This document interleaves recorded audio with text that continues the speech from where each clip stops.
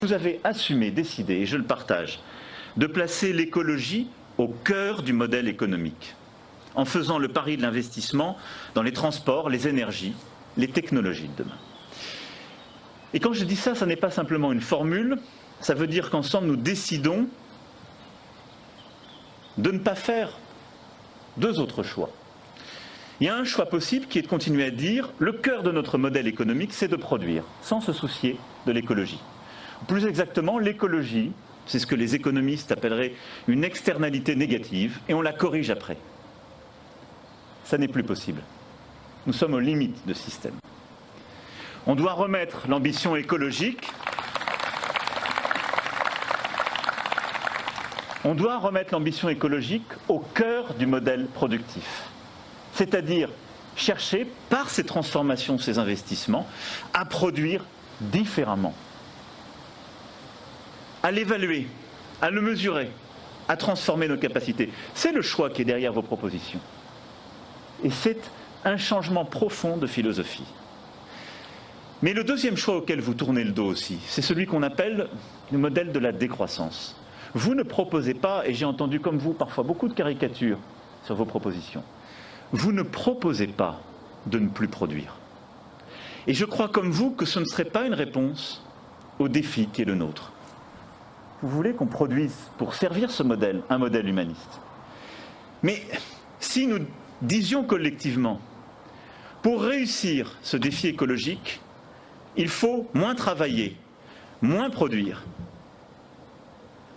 j'aurais une réponse simple alors à vous apporter. Je vous dirais en bonne foi, si nous produisons moins et nous travaillons moins, nous ne pourrons plus financer le modèle social qui est le nôtre.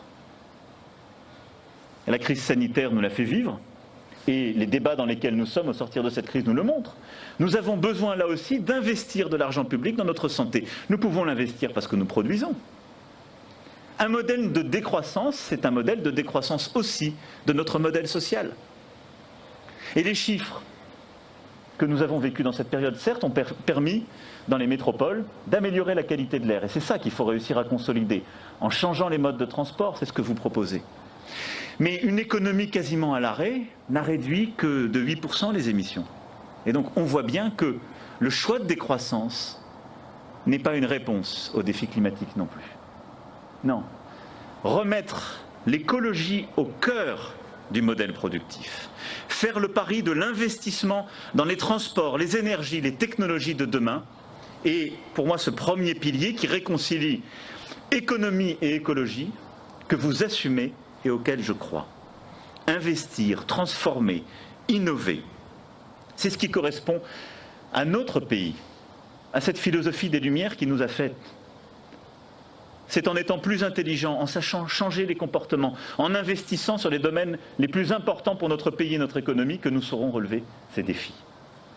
Investir dans les transports propres, rénover nos bâtiments, inventer les industries de demain.